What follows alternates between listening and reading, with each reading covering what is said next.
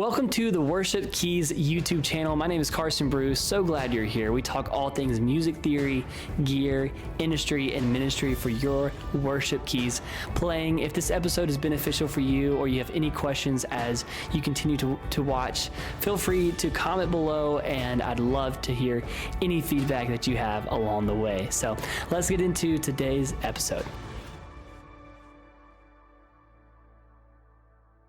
I'm with Jin Choi, who's a part of the On Water podcast. She is the host. Many of you may even know her. So coming all the way from Canada, Toronto, Canada. Yes. Please welcome Jin. How are you doing? I am doing really good. I am so happy. It's so strange to see you in this frame because I just met Carson and I only saw him from the viewership kind of point of view. Yeah. And being able to actually see you with all of this set up is really cool. I'm so glad you're here. here. Yeah. Jin, again, she hosts the On Water podcast. We're going to be linking your podcast here in the description. Amazing. But we're going to hear all about your life today, and we're going to be talking about discipleship as far as it relates to worship teams and being on staff at churches and stuff. Yeah. What's really cool about Jin is that you're a therapist. Yes, You're a psychotherapist, not a physical therapist. No, a psychotherapist. Psychotherapist. Yes. So this, as y'all are watching and listening to this, you might get a free therapy session. Yeah.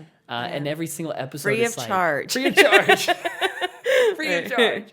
So I'm so excited. She's a full-time therapist. That's what you do during the week. Yeah. Have clients, you do one-on-one work, and you go deep into therapy work. Talk a little bit about that. I've been doing psychotherapy for the past 3 years. I went to, like I told you before, I went to a seminary for my master's program, and then I did, which meant that I actually integrated theology and psychotherapy together, which cool. is a very interesting collaboration of two different topics. But yeah, I've been doing that for 3 years, and it's the one I've wanted to do it since I was 12. Yeah. And because it's crazy because when I was 12 years old, and I don't want to get off on a tangent, No, but go for it. Go for it, Jim. when I was 12 years old, I had met the first person in my life that had broken family, divorced parents. And that sparked something in me of why? Why? How does that impact your life? But why did they split up? And what does that mean for you? And it made me a very curious person, just from that one friend that I made. And so from there, I've always been curious about human behavior and the psyche, and what causes people to feel certain things and how they express these feelings and what implications that has in their relationships and stuff like that. And since I was 12, up until now, that has never stopped. And so I feel that's why I love doing my job, and I love being a psychotherapist, because every single time someone comes into my office with a different presenting problem, that's what we call it, presenting problem, a different concern that they have, they all come from a unique perspective. And Awesome, Jen. That's great. Yeah. And guys, she is a keys player. You play keys. Yes. You also sing. I do. And you serve at your church, Queensway in Toronto, Canada. Yes. Which I want you to tell more about later on. But she's a worship leader. She plays keys. She's also played the violin, clarinet, and alto saxophone. Yes. Which is really cool. Yeah. And we have a surprise for you later. Oh my God. And I'm excited to see your reaction here. Okay. A little bit later in the podcast. Sounds good. You'll hear a little bit, maybe a little bit of music. Oh my gosh. Later, You do realize I have nails, right? No excuses, Jen. We'll see what happens. Okay, sounds good. No excuses. Okay. But guys, she's a musician and she understands music. And so, of course, she's a keys player because she's on the Worship Keys podcast. Yeah. But she literally hopped on a plane from Toronto. Yeah. When we were originally talking, we were like, how do we want to do this remotely? Or maybe I'll go to Canada, you come here. She's like, oh, yeah, I want to come to Nashville. Let's do it. Yeah. So she's been spending a few days, 4 or 5 days in total here in Nashville. And me, my wife, and my sister, we've spent some good times with you of these past few days. Yeah. So I hope you didn't have too bad of experience in Nashville, gosh, Tennessee. no. You spent a little bit of time in Texas and California, is that right? Yes, I've been here and there, visiting places in the States. But I feel I went to Kansas City So went there. Cool. IHOP, right? Yeah, IHOP. Love IHOP. And then most recent was Dallas, Texas. Awesome. But yeah. Upper Room, right? Yeah, Upper Room. Yeah. Yeah, oh man, they are so wonderful there. I love it so much. Their worship service on the Sunday, I feel like they spent 2 hours in worship that Sunday evening, and it was just, yeah, it took me away from life. I was just in heaven in that moment. But and Nashville has been great. Honestly, it feels so, being here for the past couple of days has really been like a healing experience for me. I feel like it's taken me to a place of Sabbath where I can like just spend time with Jesus in the morning, at least more in length and depth, as more than I do at home, that's for sure. And you guys are great. I'm glad you and you also, came here. Thank you for Carson coming. is so talented on the piano. I got one little clip of you playing yesterday. Did you? So talented. I So don't good. know about that because every one of my podcast guests can just play circles around me. So I'm always fortunate to all of you wonderful people that have been featured and know my guests. You guys know that all the wonderful guests, you guys can play piano. That's for sure. Doesn't stop you from being good, though.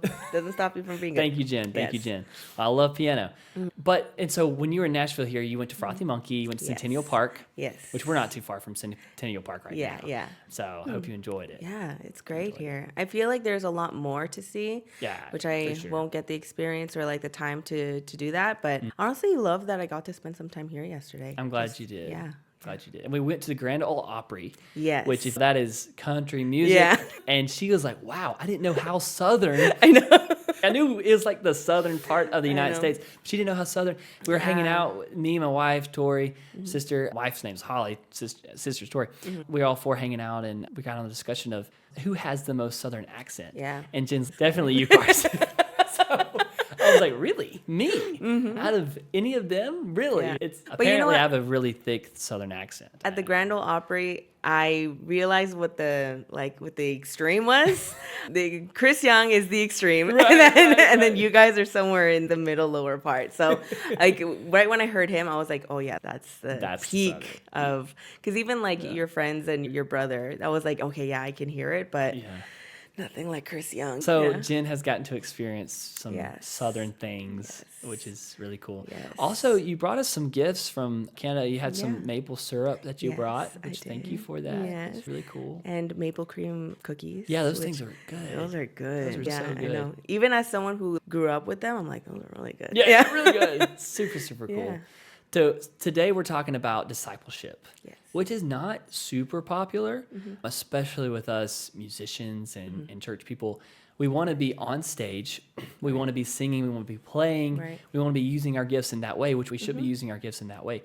But then sometimes we neglect discipleship. Yeah. And I know I've been there too, in even recent years too, in months. I want to neglect accountability, neglect discipleship.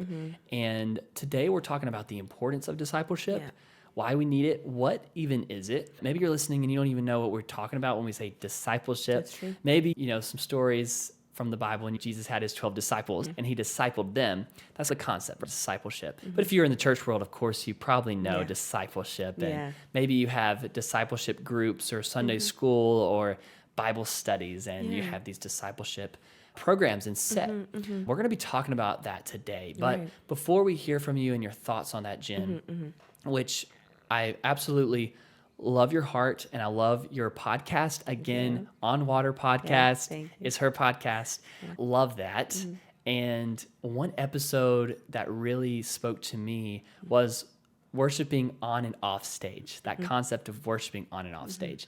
And I want you to talk a little bit about your background, first and foremost. Like, how did you fall in love with Jesus, first and foremost, and then music? And talk a little bit about your church journey. I know I've heard about it already this past weekend, but tell everyone who's listening here about your church journey, your faith journey, and which I know is a lot to unpack. Yeah, it is. But I can give you like the TLDR. I'll get into a little bit more of like my worship history and how I got onto, I guess, like the beginning of like my faith journey, my relationship with God. It is a little bit complicated simply because I did grow up in a Christian family. Like none of my parents or my grandparents were a part of any ministries. But like the one thing that a lot of Korean churches are known for is, and like one thing that we're known for even in Toronto where I'm from, is Koreans are prayer warriors. And so awesome. my grandmother, she, even growing up, she would wake up at 5 in the morning to go to early morning prayer and sometimes drag us with her, and I would just be like, no, I don't want to, but like we had to.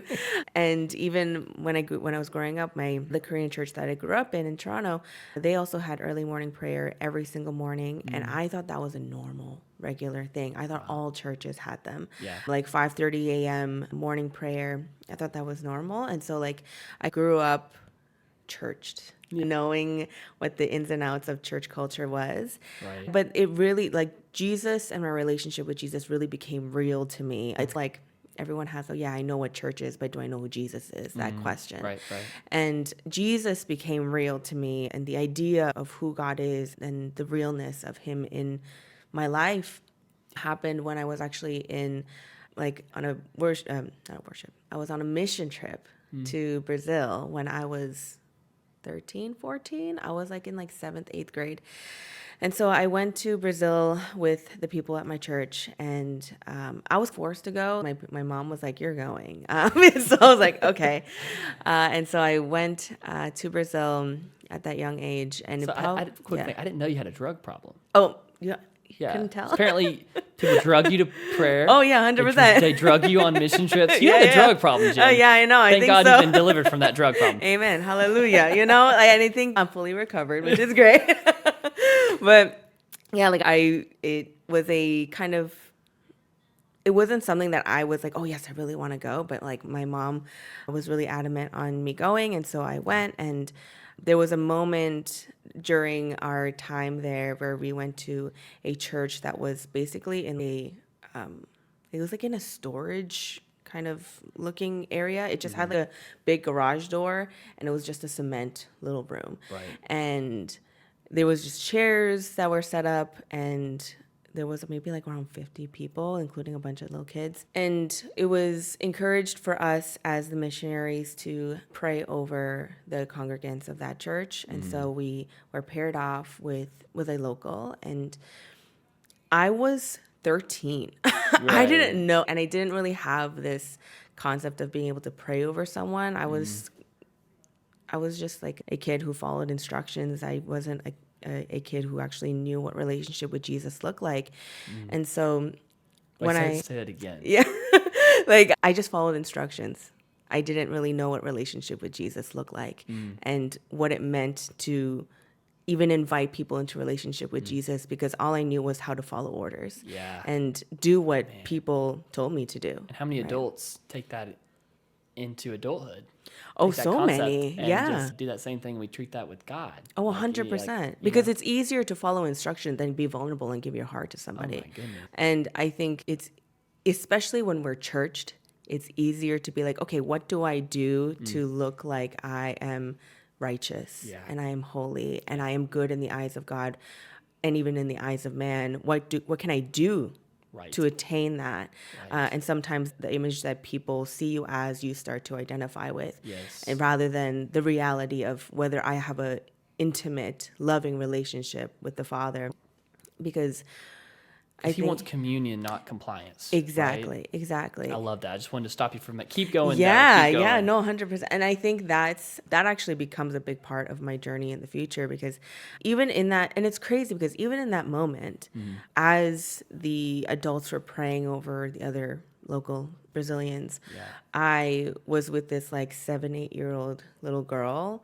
And we were both like, we don't know what the heck we're doing next. So we're just going to sit here and pretend we're praying for each other. And so we keep following those instructions. Exactly. And so we sat down, and the little girl was confused. I was confused. We didn't know what we were doing.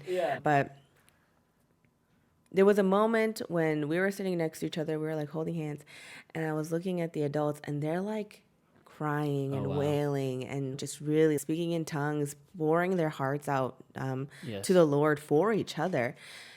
And all of us, because we were also part of a Korean church, there were some people who were Canadian who only spoke English. There were some people who were Korean speakers who were still uncomfortable with English.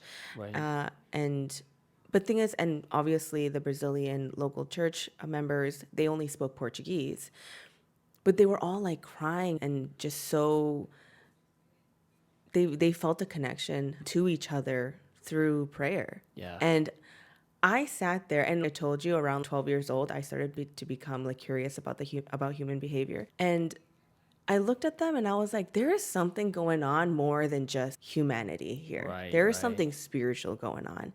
Because how can people who have lived completely different lives socioeconomically, by language, by gender, by everything, connect so deeply with one another? Right, right. And I'm like, it has to be this God, this Jesus, this Yes. spirit that we're talking about, that I've learned about, that has been taught to me in Sunday school. It's not just a story, it's something that unifies people. Yes. And I could have only really seen that because I actually went to that mission trip. And so That's awesome. from that moment, I really was like, okay, so then there's something more than just doing. There's more than just instruction following. Right. There's something more to understand, to believe. Yes. And that kind of took me on to, for me trying to discover who Jesus was and stuff like that.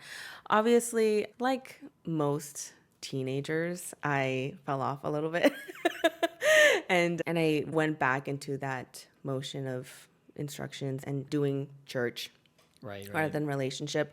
But it was an on and off kind of thing where I learned that there was more, but I had lived that instruction following, that compliance lifestyle for so long. And it definitely seeped into the way that I did worship, but it also challenged me in worship. So go into that worship story of how I went into worship leadership. Which, before you do, I love the country of Brazil. I was there for 2 months in 2017 for with Windshape Camps as a production director when we did some camps there. No way. But we teamed up with local churches, and we were there for 8 weeks total. Beautiful time. Love Brazil. Yeah. Where in Brazil did you go? I was in Sao Paulo and Rio. Awesome. So I was in Sao Paulo and Brasilia. Oh, so okay, we both have Sao Paulo and yeah. And that's a big city. Yeah, and true. beautiful city. Love that country. Wow. So anyway, honestly, keep going. I truly believe they have an anointing over that country, because I know so many people that are Brazilian now, because the different churches that I went to, for some reason, I'm very connected with Brazilian people. It's very interesting. That's awesome. And so a lot of the people that I know from Brazil, they just have an anointing over them. And so, I continue to bless that country. So, yes, amen. Anyways. And leadership. Worship leadership. So good. So I started in worship playing the violin. So I didn't start off as a vocalist. Yeah. What I do now, but I started off with the violin because in my small Korean church, we only had resources for a certain amount of things. They didn't have instruments to have ready. You need to have an instrument if you wanted to play. Right. And I never saw myself as a vocalist. I never really was like, yes, I want to sing, but I knew how to play violin. So I was like, okay, like I'll play. Yeah. And there was someone else on the worship team that played violin, so she guided me and walked me through that. And and I did that for maybe like less than a year, and then one of the vocalists just left the church, and so they were like, if anyone else can sing, and I was just again dragged. I was like pushed into. I know it's a problem. Exactly.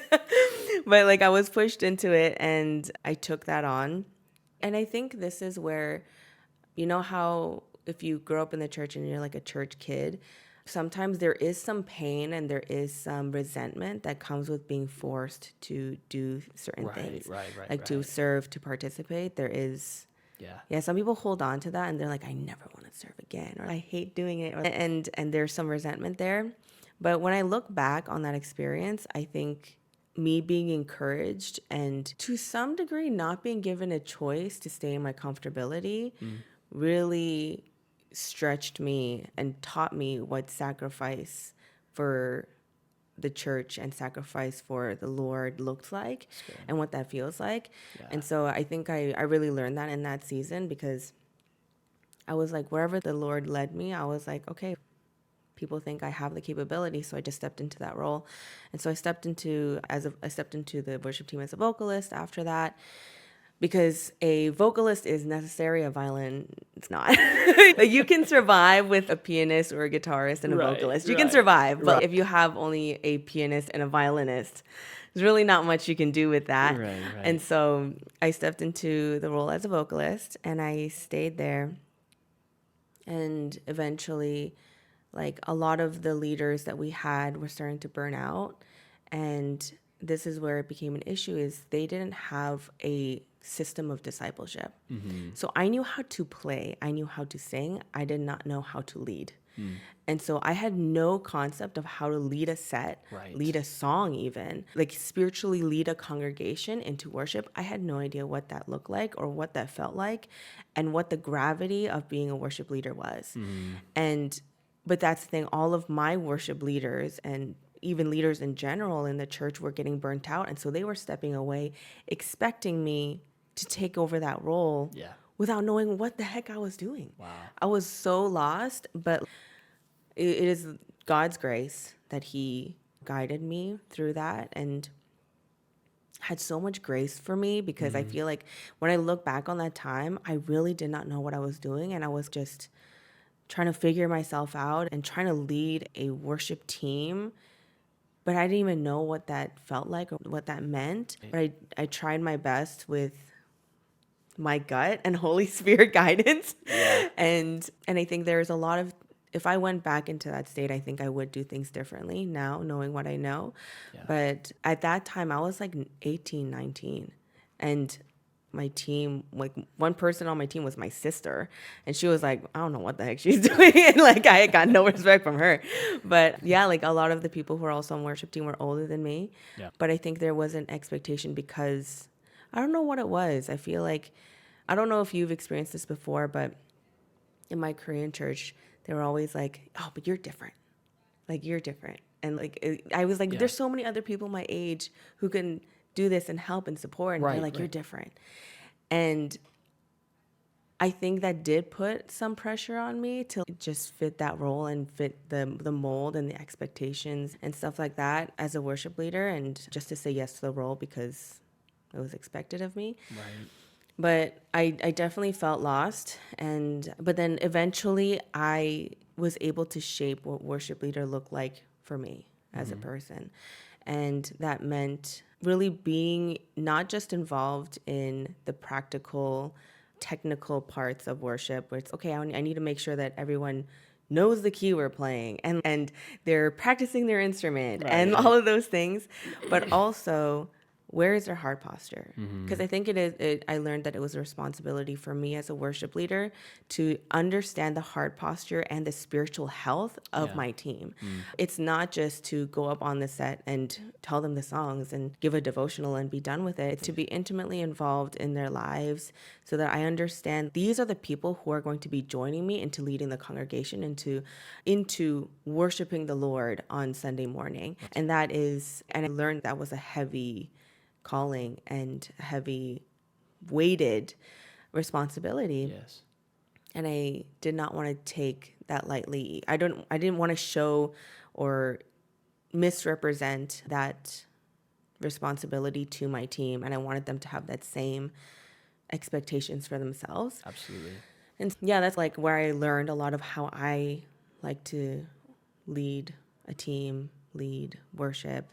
But yeah, but eventually I had to leave there because God knew that I needed to expand and not just be stuck in a church that is where I've been my entire life. Not that's a bad thing, but I think I was starting to, one, become over reliant on my church to fulfill my pride, where it's like they needed me. Like without me, they won't function, because I was leading so many things, because spiritually we were on and off with pastors for our young adults for a long time. So I was doing a lot of the pastoral care, and I was doing a lot of the admin. I was leading a small group. I was helping out with kids, man. I was just doing a lot of stuff. And I think I felt, it's not that I was like, oh, I need them to need me. It's like, I feel needed and I feel productive and I feel like I'm getting things done. And that gave me a sense of pride. And that was dangerous now in hindsight looking at it. But I think also they were over reliant on me as someone who was willing to take. And so it was like feeding off of each other's sinfulness. Yeah. And it was just wasn't good. And also I think I needed to know what other churches did so that I wasn't just drilled in. This is what church is. This is what living with Jesus looks like. I feel like God showed grace towards me by pushing me outwards, trying to go out of the nest. Yeah, go out on the water. Don't be just okay in your comfort zone, but just step out and see what else is out there, see what else I can do.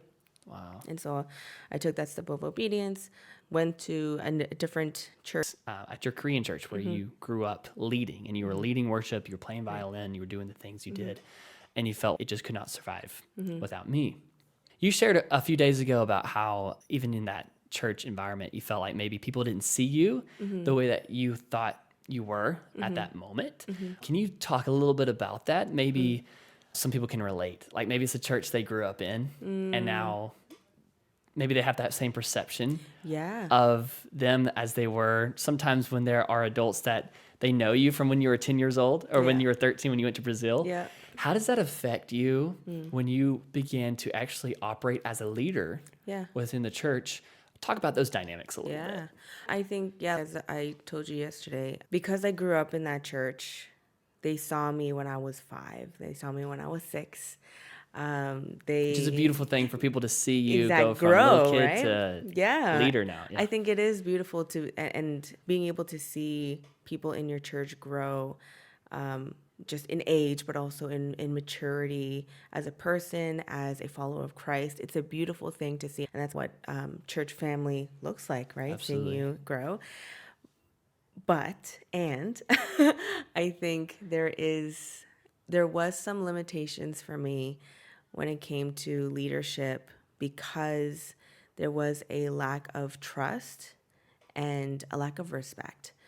When it came to when I stepped into that leadership position, because all of the leaders that I had growing up, they didn't raise anybody else up, right? It was just them. And then I think I was the only person that really stood, me and my sister actually, were the only people that really stood into that role and chose to be in those roles without being guided into it. I think that if I was guided into it, they can see and also like scaffold and change their perspective on what kind of person I am because they've seen me intimately grow. That's good. But I think because they only saw me for the young person, the kid that I was, I don't think they gave me a chance. And it actually, you know what it is? Tell me, Jen. I shifted. It's about to get to another level here on the podcast. Like I just shifted my chair. I need to. Because I think they liked me as a leader following their instruction and following what they did and what their perspective of leadership was. And they wanted it to keep it that way, not because I truly believe it wasn't malicious, but it's because they knew that's how church worked. And that's what they thought. It's the only way that church works.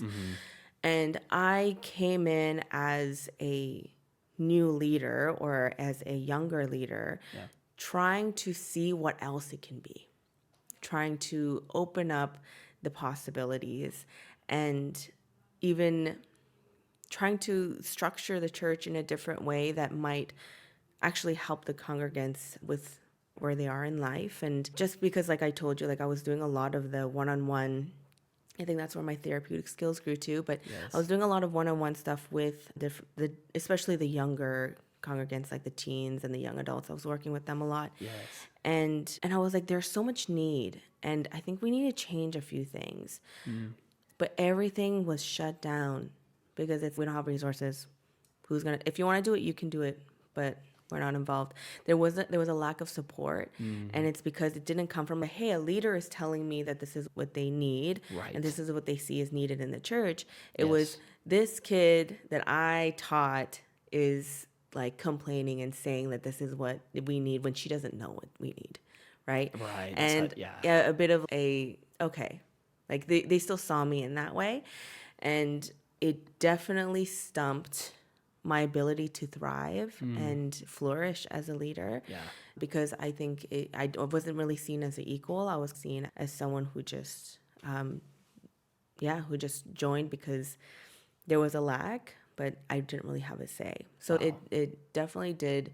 I fit the mold, but right when I tried to get out of that mold, it wasn't okay. I think there are people that are listening that can relate to this, even currently where they are. So I want people to hear this. So you were at this church, you grew up in this church, and eventually you left this church.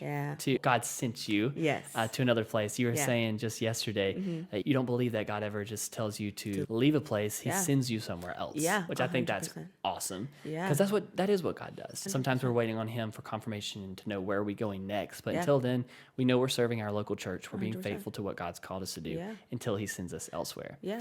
But before we talk about the next church you were at and where eventually you are, Queensway, before we get there, I want to really dive into this because on the subject of discipleship, I think there are so many people that are at that point where you were, where you grew up in this church, and you're still there.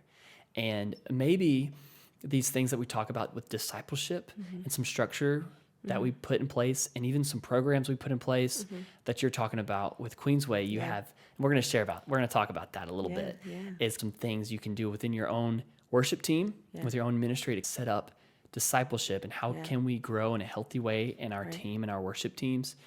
But before we go on with the next church in Queensway, let's talk about the lack of connection and some of that lack of discipleship in some of those places where the leaders aren't given the green light or the support or even if the ownership, even though they said, you can do it all, but they didn't want you to really do it. They didn't care if you did it at all. Instead of saying, you know what, that's awesome, Jen. How can we help and support you? And I understand not every pastor can help support every single ministry, but there are certain things you can do.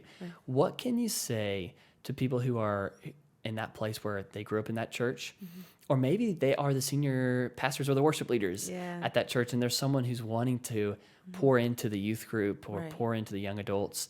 How can they actually come beside them and help those other leaders develop? Do you have any advice on that as a therapist, as a worship leader, and now being who you are?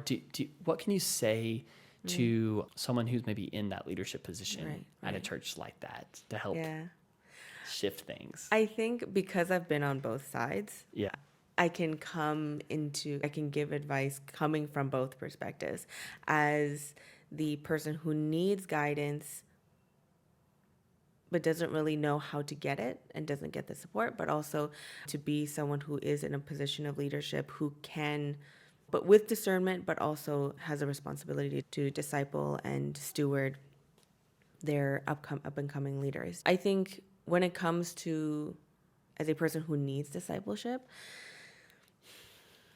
you're gonna have to really want it. I think there was the one thing I think I did wrong back in that church was I was giving ideas and I was giving like, okay, this is how we can change things and move things. And I had so many ideas and I was so excited about it. But there was I wanted to see things get done. I wasn't willing to get checked with my heart posture.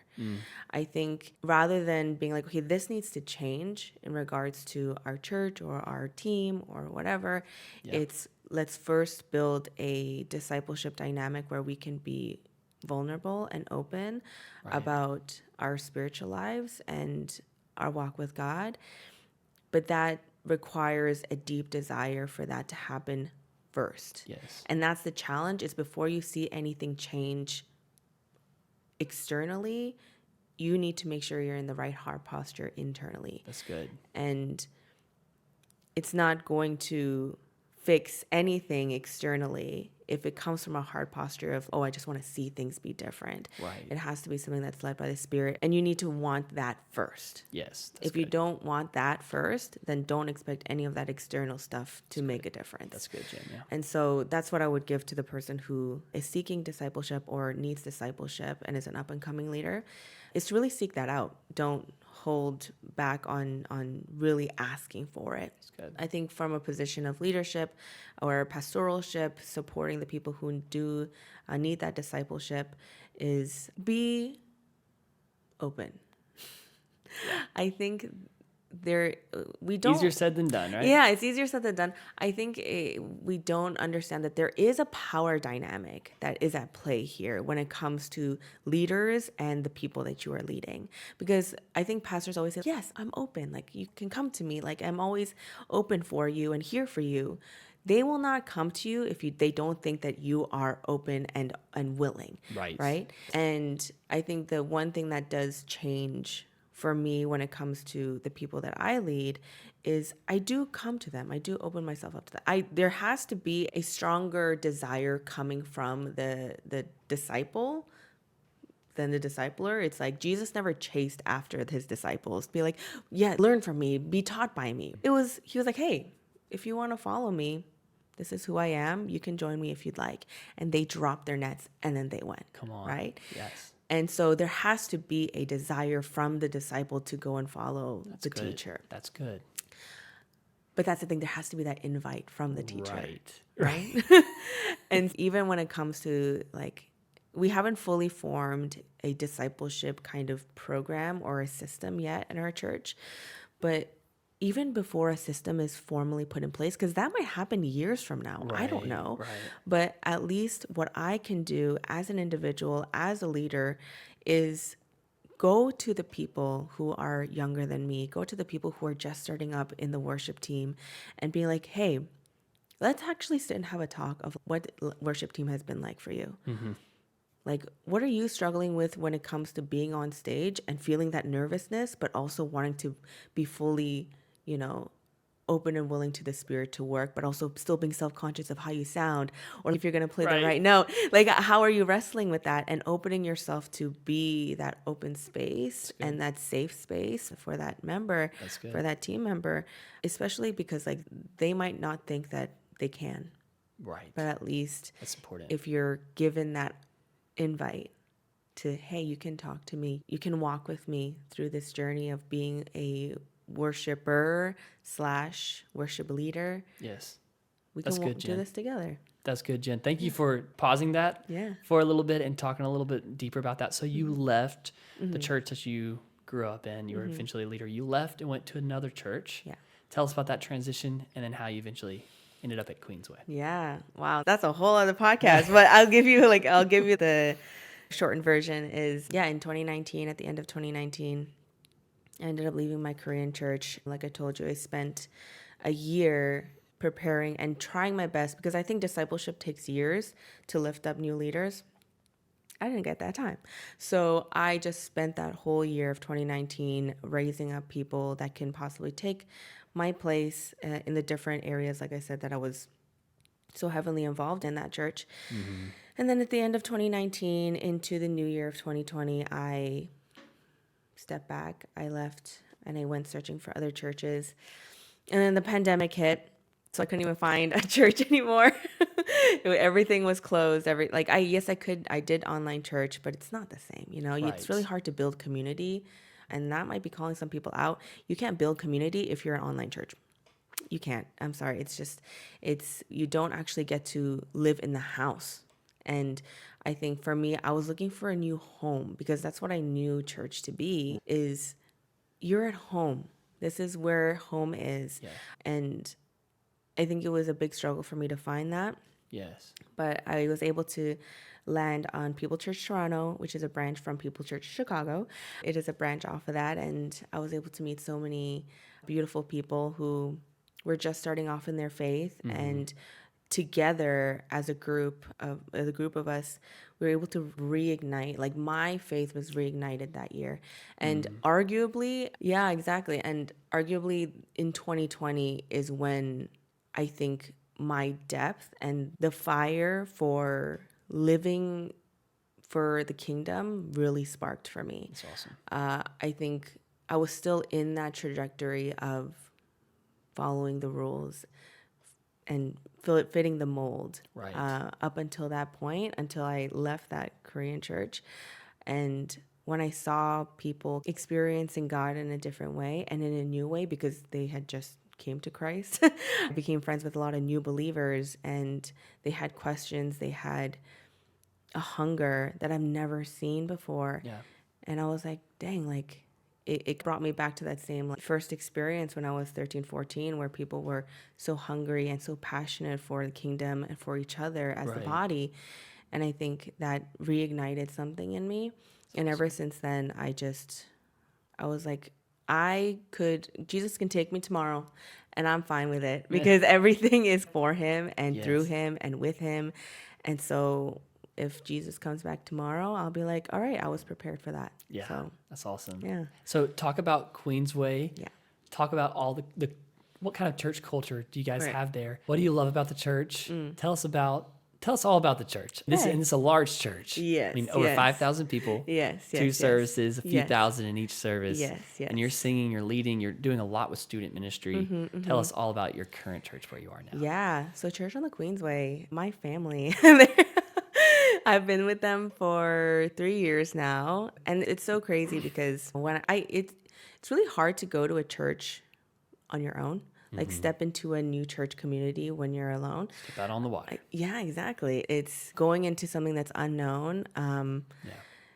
And for the first 6 months, I was like, I don't want to stay here, God. I want to leave. But he had so many reasons for me to be there. And he had given me so many signs and so many confirmations for me to be there. Yeah. And I learned how to grow in community and put myself out there when it came to being willing to be out of my comfort zone when it comes to how to build community. But yeah, the church culture there, like we are, like one thing that I was telling Carson and Holly the other day was that because it's our home and it's a big church, is the people who consider Queensway home, we're like tight. Like we are involved in each other's lives. We call each other out when things are not good. We encourage each other. We try and put ourselves in spaces where we can make people feel welcome. And I think, and so it's difficult to, how do I say, be as welcoming as we want to be when there's so many guests coming every single week. Right. And there are new, there's always like a good thing and a bad thing with every church. Like there's always areas we can work on as a body. But I think, with Queensway, like the two places where we put a lot of our resources and time is worship, children's ministry, and productions. And a lot of those are like community building things. And we try our best to do that. But like one of the most influential ways that I grew community at Queensway was through productions and worship. I love children, but I can't. We do a lot with children, but I can't do a lot of that. But yeah, with restraints. Exactly. With worship and with productions, I really grew in community there. And and at Queensway, I think we try our best to, through the community and the family kind of atmosphere that we try to create, is to show people who are non-believers, who don't see, who might not have that understanding of being a family outside of blood, to show that and to replicate that and show what, because like I was telling you, Queensway now is not family because they're perfect, because they're the best across the board. It's because I can't do life without them now, you know? Yeah. Where it's like, now we're family, like, for better or for worse, you're stuck with me. Right. That's the kind of thing that we have now. Yeah, that's good. And so that's beautiful. That's awesome. So no matter what, like ups and downs come, we're stuck with each other. I love that, Jen. So good. Thank you for sharing a little bit of your journey of all the way from childhood, leading in a Korean church, in your childhood church, switching over to a transitional church, so to speak. Now you're at Queensway. Yeah. So talk about discipleship. A lot of times we miss discipleship, especially within the music ministry, because it's like its own entity. It's like its own little clique in the church. Yeah. Unfortunately, sometimes, and we get into our own little clique of, hey, these are the music people, and we miss out sometimes of that community of discipleship that we really need. So again, the episode that I heard from you that really spoke to me the most was worshiping on and off stage. Yeah, so along the subject of discipleship, Jen, and with you being a therapist, which is awesome, talk to us a little bit about your heart for discipleship, because you are a musician, you are a worship leader, and you want to actually go deep with the Lord in community, not just compliance, not just following in the instructions, not just accepting the planning center invite, not just going through rehearsal, doing all the right things, but actually going deep in the worship team. Talk to us about your heart of that, and how do we actually start to go towards that path of like deep discipleship within churches today? Right. Yeah. It's a loaded question, but I think because I was also reflecting on some of these topics like before I even came here, and what worship discipleship and why it's needed. And I think the first thing we need to do just as worshipers in general is to understand the gravity of what being a worship leader is, or even being a part of a worship team is, because Cue defying gravity. Exactly. Defining the gravity of this responsibility, right? I genuinely think we lose that sometimes. And that's why discipleship isn't at the forefront of our mind. Because if something is just physical, if something is just you're playing a song, what's the difference between just playing a song and then leaving than leading worship, right? There's a difference between that. Yes. And I think there is so much influence that a worship leader, a worship team, a worship set can do for someone who is stepping into the church and wanting to commune with their church members, but also congregational worship. Just does something different. Like, of course, like if you only wanted worship like on your ones, you can just stay at home, play the piano, or play something on YouTube and be fine with it. Right.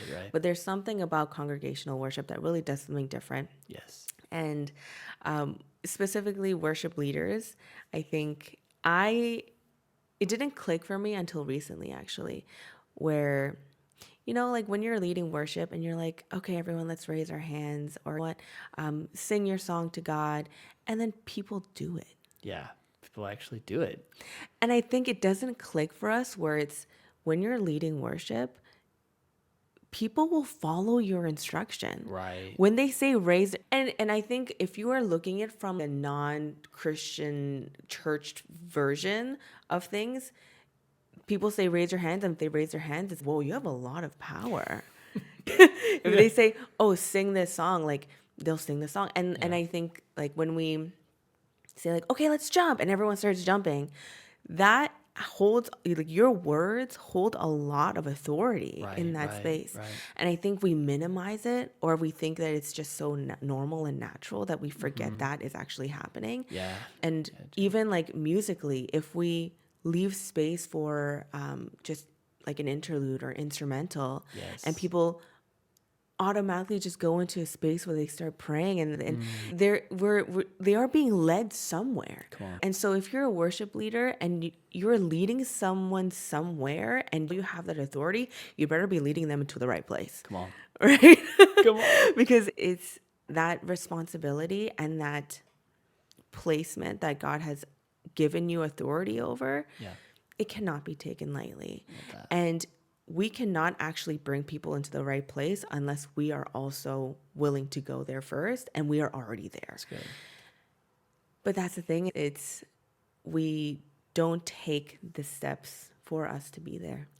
And that's what discipleship does, is it allows us to be in a place where we're taking accountability for, and we can take that gravity of our responsibility as worship leaders and do our due diligence in making sure that we are leaders that are in the place before we lead the people there. That's good. Right? And like I said, the thing that I do when it comes to the people, especially I'm a youth leader as well at my church. And so that with the youth worship team, like I've been talking to them kind of one by one, because we don't have a system in place. But one by one, I just talk to them and I'm like, hey, where's your heart posture? Because especially when you're a teen, it can get, like, your head can get very big. Like being on stage and and all of those things, you can get very convoluted. I think like being able to have someone where one, you build a culture where you know you're going to get checked, where someone is going to check up on you. Accountability is huge. Exactly. And it's not just something that's like, oh, if I want it, I'll get it. It's if someone's actively trying to keep you accountable, like, that's important to know. But yeah, I think discipleship is so needed Yes. Because people need to understand what it means to actually be on that stage. Yes. And how impactful it is, especially like even when we went to Belonging Co. the other day, we were like, oh my gosh, the worship was so great. Yeah. The worship was so good. And I think we are able to experience, like it invites us into a place where we can be led into the presence of the Holy Spirit. Yeah. And just like how it's so different between like just doing a Bible study, but doing a Bible study with lo-fi music on. Right. It changes things. And so there is so much power in music in general, but also what we do as worship leaders, it has big impact. And so we do need discipleship for us to be up there. For sure. So a few episodes back, we had Jamie with Ascension Worship featured on one of the podcast episodes here on the Worship Keys. And he talked about like how to avoid fatigue and burnout in the worship team before you get to that point. So I think a lot of times we have burnout and fatigue in the worship team because we have not been intentional about discipleship. Yep. And a few things in that podcast episode, which by the way, you guys should go listen to. It's really awesome.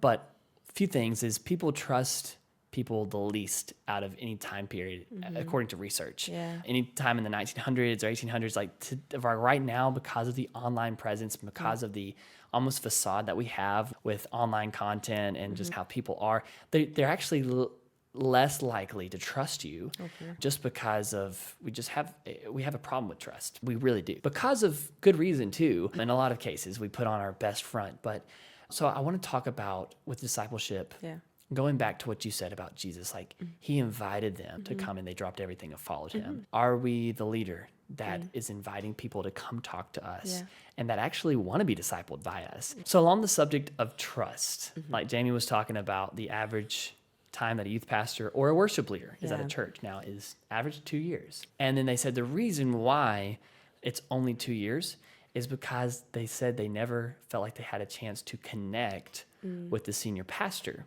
Oh. Worship leaders, youth pastors, children's ministers, their bosses or whoever is the senior pastor. Yes. Similarly, when you take that even deeper with the worship ministry, right? Okay, worship musicians. Why are they also only staying a few years? Right. They also say, I didn't feel connected as connected with my worship leader. Yeah. And that goes to trust, vulnerability, and not having discipleship in place. Yeah. And I just want people to hear that. If you're more intentional about being a safe place for people to give their input, come to you with the messy things in life, and you can help them and you're equipped to because of the overflow of what's happening in your life and your relationship and your communion with God, then we can actually sustain more people on the worship team, those keys players, guitarists, the drummers. We can sustain more of those people who are playing and leading with us because they are leading with us. It's not just the vocalists, right? Everyone on stage has an example in leading a congregation.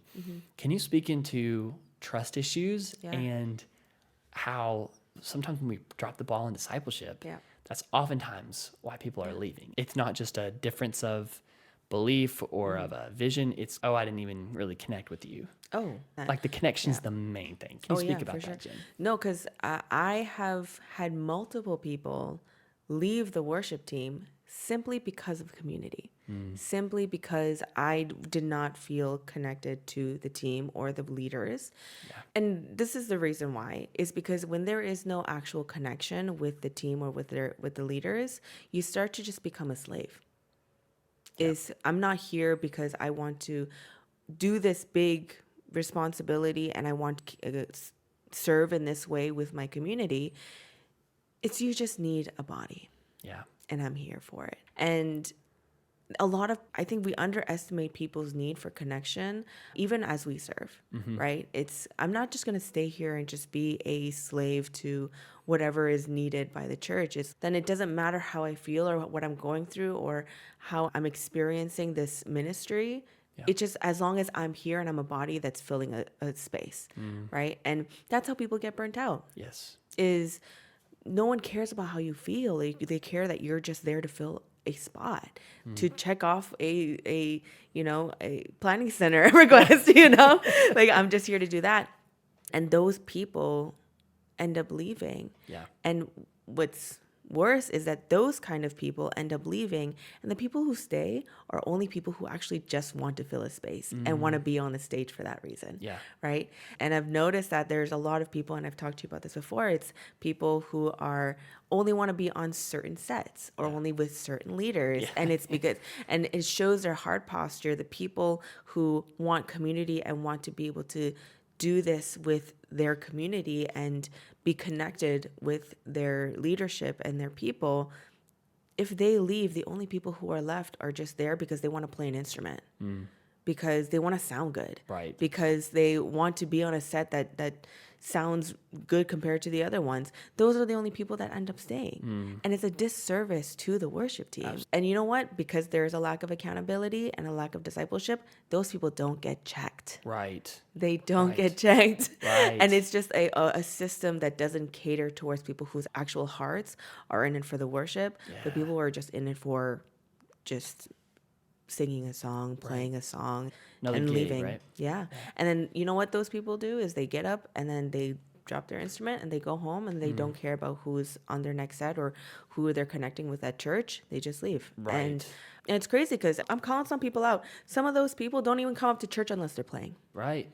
Unless they're on a set, they don't come to church. Right. And that's how much community and that connection doesn't mean anything to them. And that's the people who are leading your congregation. Man, that's crazy. And that's why accountability and discipleship is so important, because that trickles into the way the enemy just loves to seep into these little things and these little nuances that he thinks that we won't catch. Right. And then starts to bleed into our churches and into our congregations. And and it's terrible. And so I think, like, when it comes to discipleship with our pastoral leadership and our worship team leaders, it's crucial. Absolutely. Like, in order to keep a big part, if half the time is worship and half the time is the teaching, we can't lose one half of, like, even if the teaching is like amazing and it's full and it's rich and it's great, if we are dropping the ball when it comes to our worship team, and obviously, at least with the preacher or the teacher, it's just one person that, like, needs to remain accountable for. Right. But there's a team involved when it comes to worship. Yeah. And so there needs to be a heavy emphasis Absolutely. on discipleship there. That's good. Yeah. That's good, Jen. Okay, so we're wrapping up this episode. Yeah. Thank you for sharing your heart and your heart for discipleship, connection, accountability. So I want you to leave us with maybe some advice for people.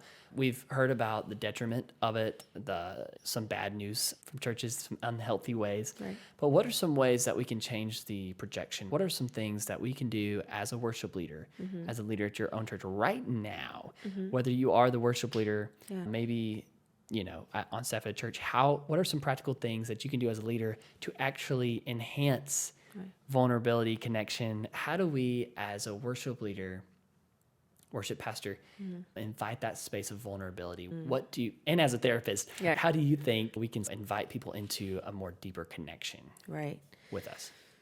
I think with the current trajectory of churches right now, be willing to sacrifice production for authenticity. If you are burning out people because you are needing it for the production standard, just don't have that many people, or don't have that many lights, or be willing to sacrifice. Because I think people, but we want to give God our best. But they only look at the external part rather than the internal part, right? It's like we want to give God our best, but the best of our hearts, the best of our spirit, the best of our authenticity and what we're giving to him through our worship. Like, I think arguably that is the best we should give in the authenticity of our hearts when it comes to our worship. That's the best. And that actually comes first. Yes, with productions, like, it does make a really big difference, and it does play a part in the worship experience. But I think because I'm talking about trajectory, right now it's like this, where the production and how it looks and how it feels and, like, the atmosphere that we can give is taking priority to discipleship. And I think in order to make drastic changes, you need drastic sacrifice. And if we are willing to take some hits when it comes to our budget, when it comes to our, like, finances, time, resources, into production and the look and the feel of it, for like giving more space and time and effort into creating resources and creating groups, and even taking one of your other worship leaders, if you're a pastor, if working one of your worship leaders or one of your worship team members for a coffee. Like, if you're burnt out, you don't want to do any of that. And so if it takes lowering some of the production bigness in order to feel less burnt out, let's take those hits. That's good. And actually put our resources into building. I love that, Jen. Some people need to hear that for sure. Mm-hmm. Okay, you talked about maybe take them for lunch, maybe take them for coffee. But also, one thing you mentioned, you haven't mentioned it today, but you mentioned the other day, was we know of many churches that take people to lunch or coffees with incentives or with like caveats. Okay, cool. How you doing? You talk about that for 5 minutes. And then for the rest of the 25 minutes, you're talking about how can you serve in the church? Okay, how do we actually, let's not just talk about serving or how can you serve us in the church. Just how are you doing? How's your family? I think as leaders, we take people to lunch and coffees and dinners, and we're like, great, now let's talk about you serving at the church, which that's an important part. Right. But can you speak about that and how sometimes we are a little, we don't always have the clearest vision. 100%. Or motive. 100. And I think I when I spoke about like the power dynamic, we have to try and even that out when it does come to like those like hangouts and lunches and coffees, is that you need to be willing to meet them as a person, as you are a brother and sister in Christ. I'm not coming to you as your pastor. I'm not coming to you as a worship leader or someone who holds this authority over you. Right. I'm coming to you as a sister. I'm coming to you as a brother. And I want to know where you are in life, and I want to share life with you. I want to do life with you. And the only way that we're able to really give God the glory to the fullest that we can is to be able to know how we are doing and being able to be accountable to authentic in the ways that we are presenting to each other, at least. Absolutely. Because if we're not even authentic with each other, like, what are we doing on the stage? Absolutely. Right? We have to be willing to be open and to be vulnerable and to connect on a person level, not just in, I guess, the titles that we might have. Absolutely. So, that's great, Jen. It has been like a decade. Not in a decade. It's been like... It's been ages. I'm being pranked right now. I'm being pranked. All right. So, Jen, you said that you played... You said you played keys. Gosh. You played violin, clarinet, and alto saxophone specifically. Yeah. So, we've arranged for actually all those instruments to come here today. That's insane. I haven't, put my fingers on a clarinet since high school, I think. Oh my gosh, this is insane. I don't know if y'all can hear that on the pod. You probably don't need to, but oh my gosh. Sax.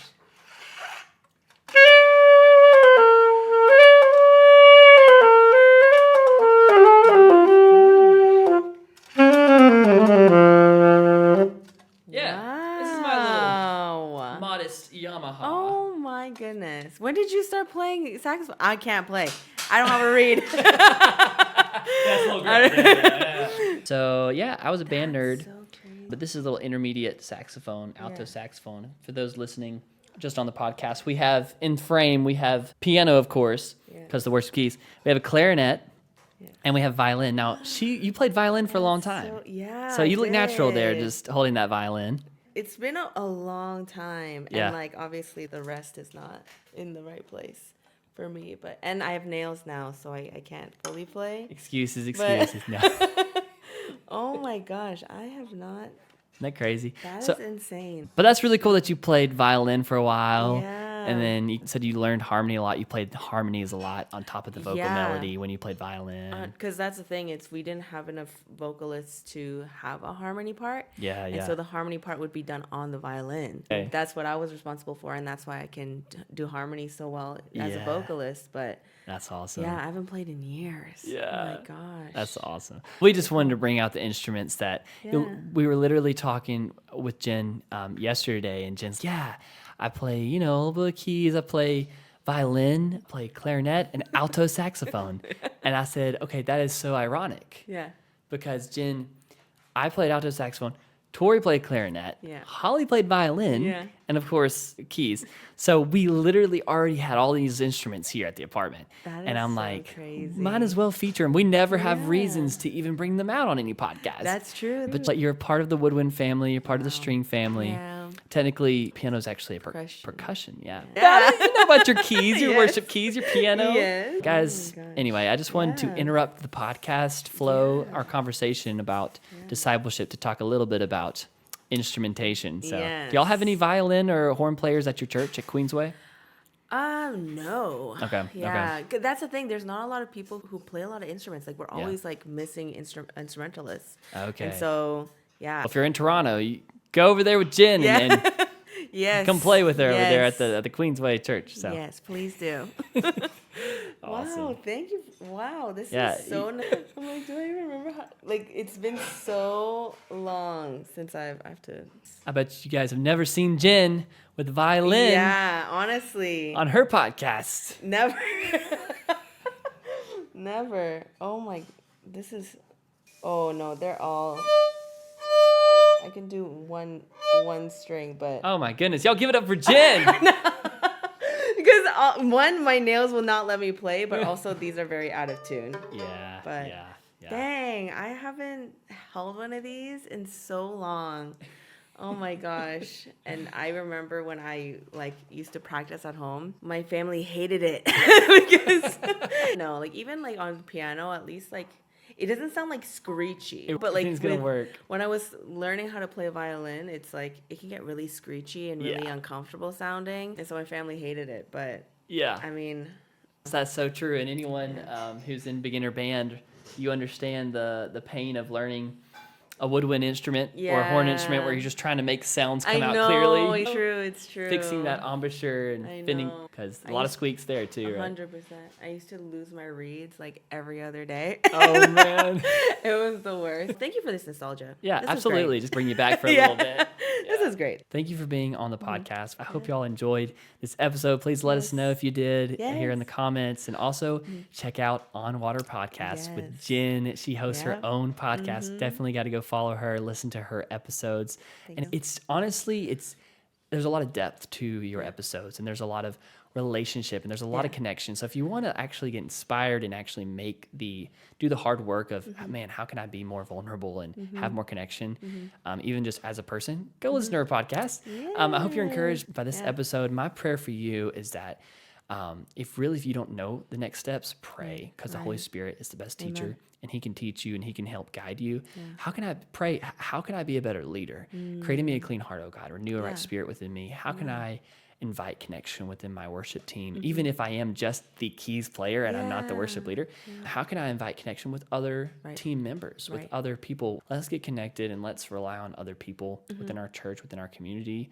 And so my prayer is that we have greater connection. Yes. Discipleship must be as high of a priority as our production and our execution on stage. Like our worship on and off stage has to be authentic. Right. Guys, go to church when you're not on that set list. Invest in that and really take care of your spirit and your soul for the longevity of what you're doing. And it's about that heart posture. You mentioned that, Jen, a few times in the episode.